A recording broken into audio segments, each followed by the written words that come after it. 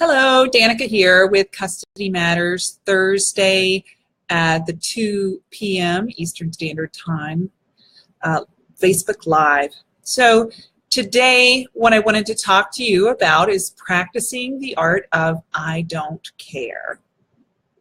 Now, there are some things that are important to care about, and then there's other things that are just not important. And a lot of times we focus on the things that really don't matter, that really wouldn't make a difference, or we're not able to make a difference at, and yet we focus on those things.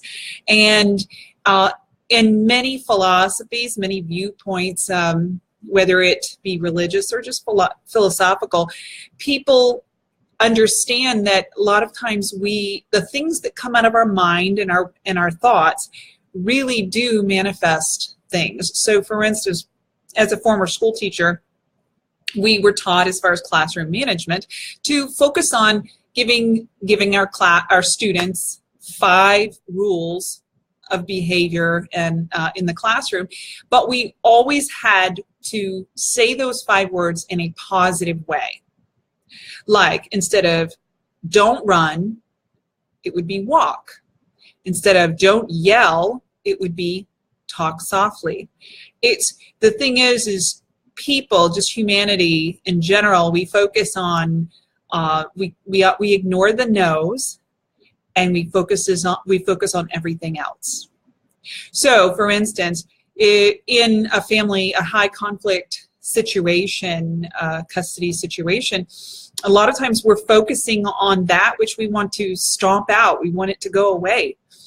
We want to we want them to stop being so stubborn. We want them to stop hanging up on us. We want them to stop this and stop that. And the fact is we're actually creating more aggravation, more frustration by putting all of those things in the universe and in our space around what we don't want. So we're focusing more on what we don't want instead of what we do want.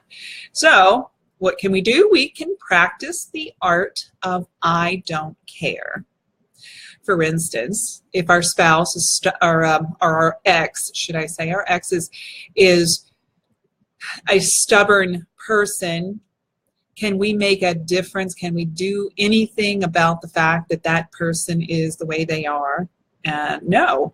However, if we are focusing on kind of that whack-a-mole principle, you know, the game where they've got the mole sticking up and you're trying to pounce the mole, whack-a-mole.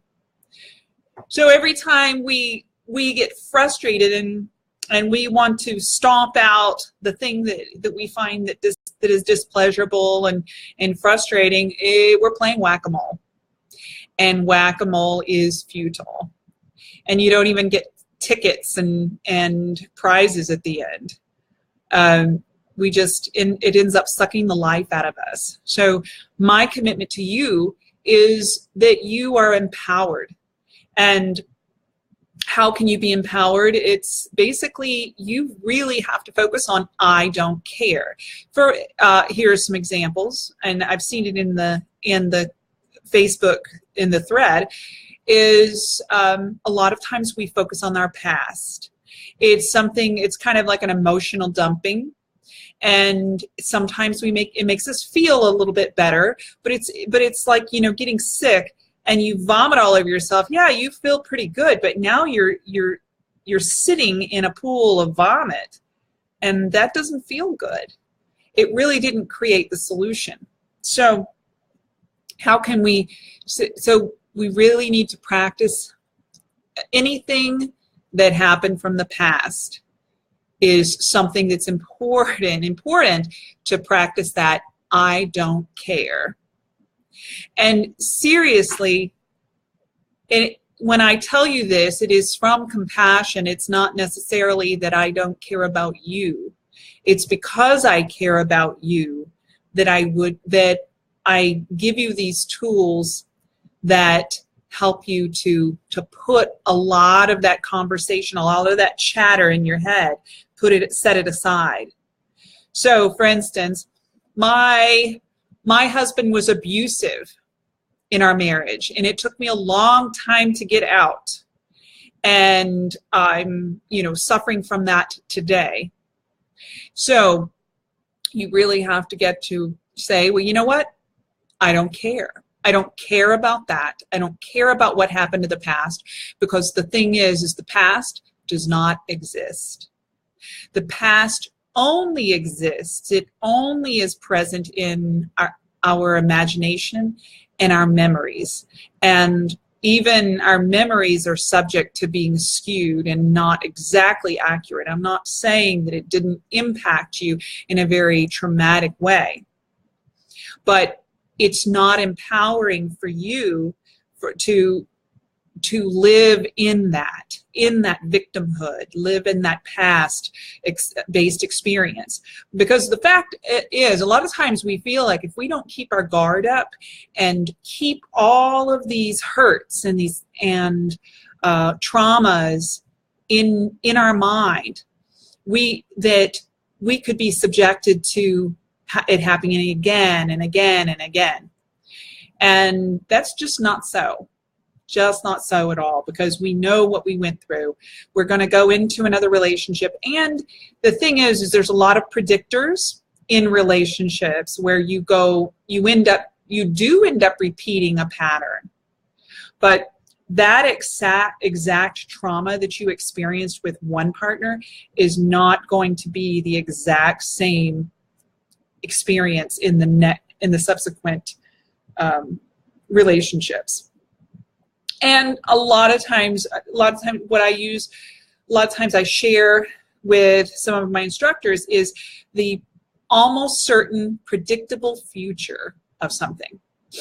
And I try to shift it into more of an analytical and less emotional, because the thing is we really have to be clear on what we mean, and we don't get sucked into the emotion, because it's the emotion that has us make the bad choices that we make.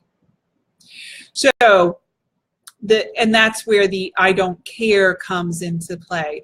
For instance, like I said, I mean, this person, you can come up with all kinds of scenarios that are past-based scenarios that happened in your life, and you really have to get to the point where you declare, I don't care. I don't care that I went through all of this suffering in the past. I don't care that, just all of these things. Because what's the opposite of I don't care? It's living in the what if world. And the what if world is a swirl of things that haven't happened yet. But if you live in the what if world, you're actually taking the past and you're putting it right into the path of your future. Because the past, making the past a predictor of your future. Instead of saying, you know what, I don't care about my past. I don't care. I get that I chose men who were dominating and controlling, and I get that I chose it. And therefore, anything that's happened in the past, I don't care. From this point forward, I'm choosing newly and freshly without any past conversation in my space, so that I can move forward in a loving, more healthy way. How many times have we sabotaged a current relationship because of fears from the past? I know that I definitely have. And it's important that we pay attention to those things, because that's when the almost certain predictable future happens. When we bring everything from the past and try to create a new relationship from that. It's like taking ingredients out of the refrigerator, and some of them are spoiled.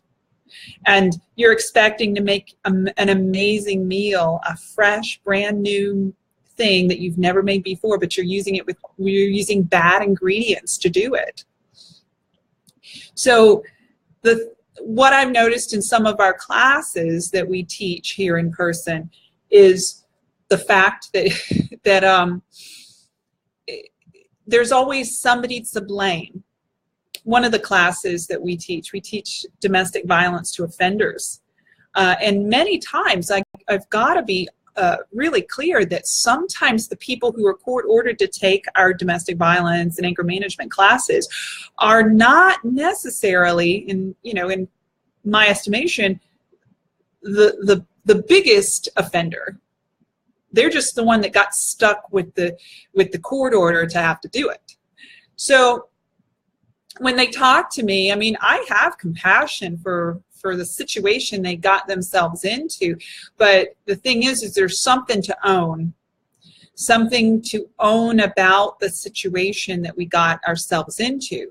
So like, I chose that relationship because what I try to tell the people that come into my classroom, I said, I get the circumstance that has you into this class, and I get that maybe your ex-partner probably could have easily been court ordered to take this class, and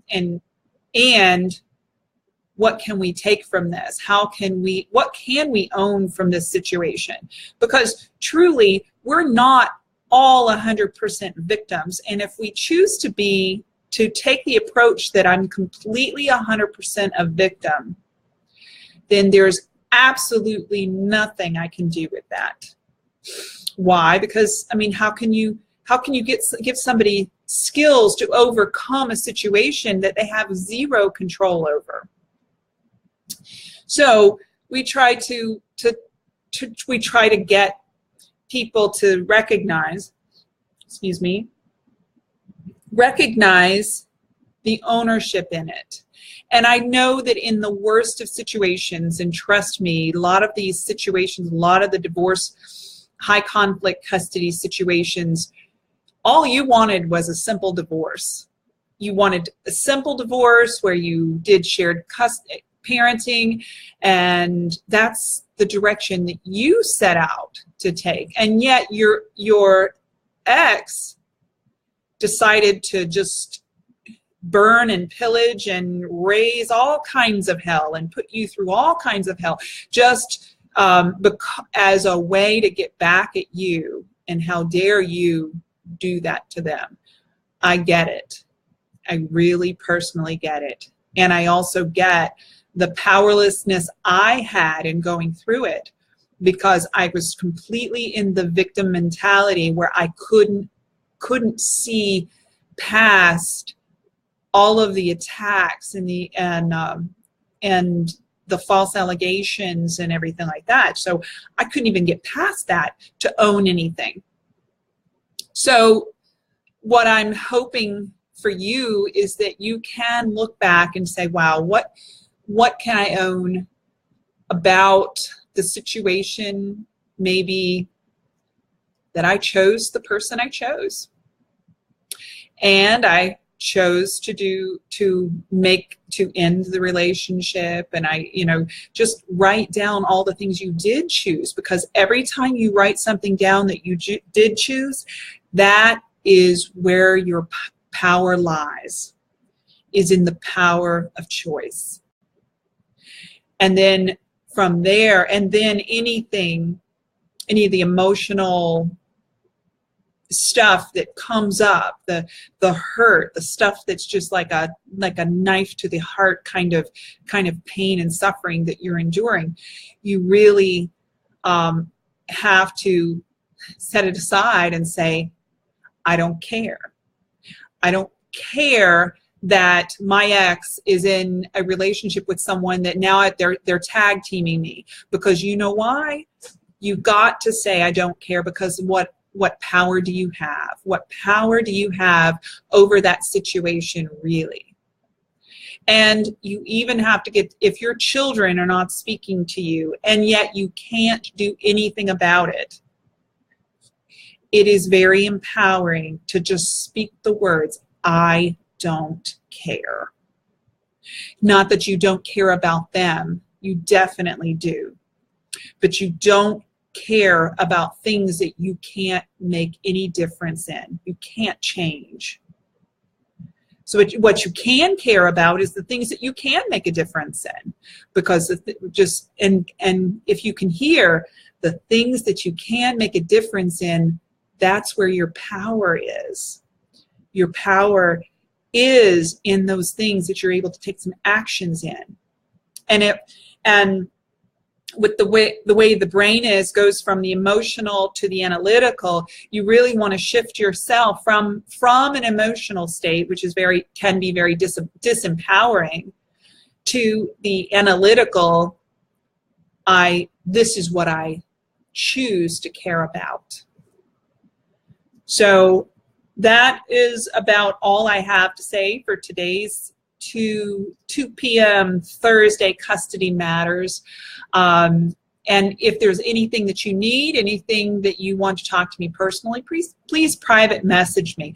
I try to look over the threads and make comments. There's some days in the week that I have definitely more time to do that than others. And but I do want to know that I do care about your circumstances, and I do care about giving you your power back, because that's really going to make the most difference. I always, without alienating professions and stuff like that, I have, as an educator, I've chosen to be a coach versus a counselor, because as a coach, if you think about the way coaches are, like think about if you have a trainer and you go to the gym and you go to see your trainer doesn't allow you to sit down and complain about how helpless you are. That trainer tells you lift that barbell, you give me those reps. And there are times when you really do not like your trainer, and that's okay, because your trainer has your best interest at heart, and as I do, because I care about the things that can make your life better, not the things that happened in the past, not the things that you cannot change in the present, the things that will move you towards an amazing relationship with your children and a very workable relationship with your ex. I hope you have a great weekend. I will see you on Monday night, and I wish you all blessings.